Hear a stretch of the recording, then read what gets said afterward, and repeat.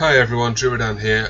I was talking to a friend this morning and he's learning to scan down cosmic signatures in Eve, and he had a bit of a problem inferring what to do once he goes from having the signature unscanned to resolving it to a single point but not with a high signal strength.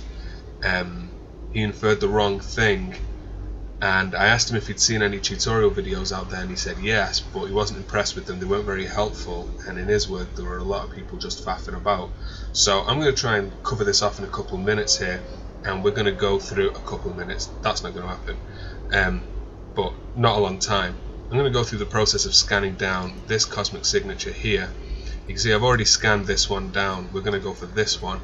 So here I am in Magico in Minmatar space with my probe scanner. I've got my probes ready to go, so let's jump into the map and we get a lovely three-dimensional schematic of the solar system, and you can see this signature here is already on the map as a red sphere, and that means that that signature is anywhere on the surface of this sphere. The process is called trilateration. I'll put it in the notes on the video so you can Google it. There's a great article on how stuff works about how GPS satellites determine your location. This is the same system, trilateration. So you need 4 spheres to resolve a signal to a point, and in Eve we get 8. You've got spread formation, which is for seeing what's in the system. We already have one on scan on the map here, so we don't need that. And you have the pinpoint formation, which is about maximum overlap, which is key to trilateration, so that you can try and get that sphere down to a single accurate point. So I've centered the sphere, on the surface of which is the cosmic signature, in the middle of the overlap for all of my probes, and I set the scan going. You'll see green dots, those are the probes positioning themselves, and then you'll see this will all go wavy, and you've got a progress bar here for the scan, and there's an astrometrics scale to bring that time down, and as you can see we've got a point here in the middle of all this. Now you may have noticed it wasn't on the surface at all, and that's to do with the accuracy. So there's 2 things going on. There's the location of the signature, and there's the accuracy with which you have that information. And that's what tripped my friend up, because he got to this point and said, oh right, well there it is, a point, I can quite see it there, I can rotate around it, that is clearly a point in space. The next thing you do obviously is move it into the center of your array. It doesn't have to be accurate, I'm just pedantic, and do another scan. You have to bring these down. What my friend did was bring it right down, because he thought, well, the point's there, that's where it is, I just need to bring it down. But what he didn't realize is that this point isn't accurate either. We have a very low signal strength right now, 7.1% as displayed here, so the accuracy of this isn't great. So we're not going to bring it straight down, we're going to bring it down to about here. In fact, no, we're going to bring it down to about here. No, we'll bring it down to about here. And we're still keeping it in the middle, but we want enough room for error in this overlap area that we're still going to have one point when we find it. We increase our signal strength, we have more information about where it is, and it will jump. Watch. We'll do a scan. The probes will move themselves.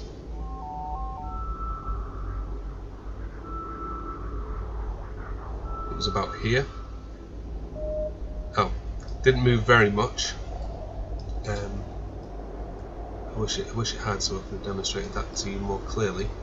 But you can see our signal strength went from 7.1 to 14.4. We don't need to move our probe formation very much. We're going to bring that back in another. We're going from 8 AU scan radius to 4 as displayed here. Wait for the scan to come in. And now you can see it's gone yellow. It's another wormhole. Once you get to yellow, it means your signal strength is high enough, you've got enough information about it that you know what it is, and from this point on you're really not going to see much deviation in the accuracy of your scan. So we're going to move that in. The reason why I'm being so precise with it there is I'm going to skip one here, and instead of going to here, I'm going to go to here, and we might have the location down exactly in 1 now.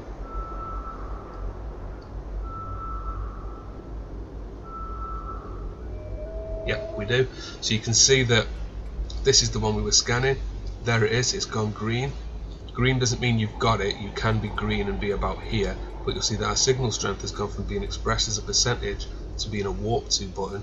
So I'm going to gather my probes, hit warp to, close the map, and you'll see that we're warping to this. It's now displayed as unstable wormhole when I hover over it, if the sun will get out of the way. There you go. Which means that I know it's an unstable wormhole. Anyone else in the system is still just going to see its KJB 016 signature identification code, and there we have the wormhole. Now I mentioned accuracy, and I mentioned that the time to scan could be brought down. So here are the skills. You've got the astrometric skill, which is the base skill for all of this. Just requires science 3, and for each level of this you get a bonus to your scan strength of 5%, a bonus to your scan deviation of 5%, and a bonus to your scan time of 5% for each level. And if you then want more strength, you can go for astrometric pinpointing. Oh no, sorry, that's for deviation, 5% per level, but you do need astrometrics of 4 for that, and astrometric acquisition, which gives you a bonus to scan time, and you need astrometrics to 3 for that. Astrometric range finding is going to increase the strength of your scan, which makes it more, it means you can pick out weaker signals easier, and for that you just need science level 3. So you can train range finding and astrometrics at the same time because they have the same prerequisite, and then once you've got astrometrics to 3, you can do astrometric acquisition. Once you've got it to 4, you can do astrometric pinpointing. The other skills, archaeology and hacking, are specific to specific scanning result sites, gas sites and relic sites. They've got nothing to do with scanning things down. And that's our lot. We're done for the day.